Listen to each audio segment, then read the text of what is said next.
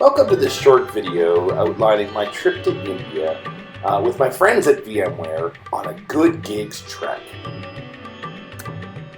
And this is the team. We've just met for the first time and we're really excited to get started. And at this point, we're just taking in India. Everywhere we look, it's something to see. There's something to see that we've never seen before. And just when you think you've seen it all, there's something else. And that continued for the full time that we were there. Case in point, here's a truck almost running into a trailer. This is an Indian toilet. If you want to know how to use it, Google it. This is us meeting the teachers for the first time at the Udaan school. And the mission of the school is to help girls ages 11 through 14. In India, it's not uncommon for girls to not have an opportunity to go to school. So this program that the Udaan school offers is an immersive one that allows for them to complete 5 years of schooling in 11 months and then go back into grade 6 via the government system once they've graduated. Here we are heading home from the Udaan school, and as I mentioned before, you never know what you're going to see, and in this case we ran into a herd of cows and a bunch of children chasing down a truck full of sugarcane as a treat. This man we met in a local village, and he was overwhelmed to meet so many different people from around the world. So from Canada, from Bulgaria, from America, Costa Rica, Singapore. We had a lot of different people, and this was something he never expected to see in his life. And he told us that now that this has happened, he felt comfortable dying. That's not something you hear every day, so it's something I'll absolutely remember for the rest of my life.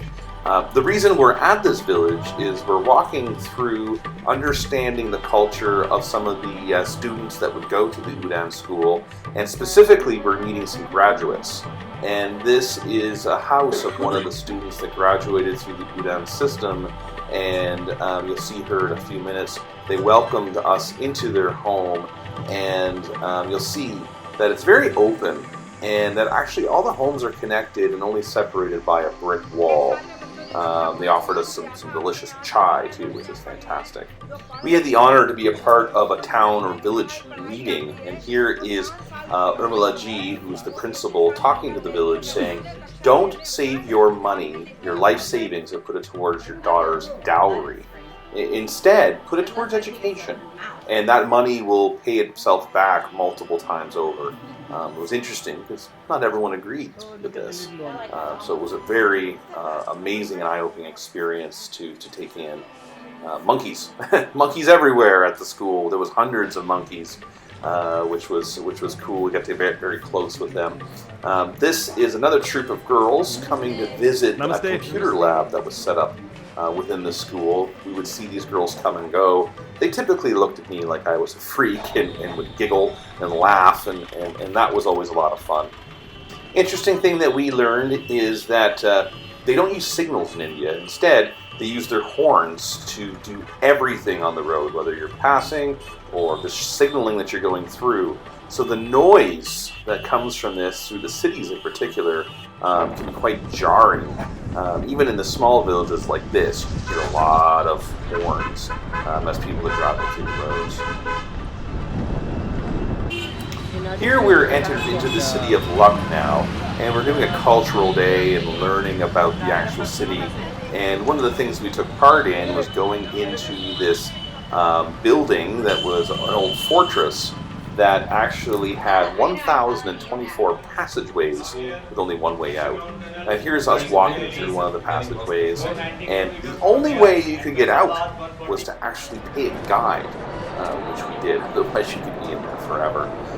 This is a freestanding roof, the largest, or one of the largest in the world, no pillars, etc. Pretty cool. Here's some teachers going through some of the lessons while we do some other prep work in the background. They were really engaged. In fact, they didn't want to take any breaks. And they would say, no sir, and then just want to continue on. At the end of 2 weeks of lessons, they went through a graduation program. The Ministry of Education was there. It was a really big deal. We were published 5 times in the paper. But when it was over, it was very emotional. We were sad that it was over and sad we were not going to see our friends anymore. But then there's the students, right? And that's why we're there, was the students. Apparently this program was going to reach 16,000 students, which is just fantastic. And I wanted to thank the VMware Foundation for giving me this opportunity. Does anyone have an idea why my arms are out like this?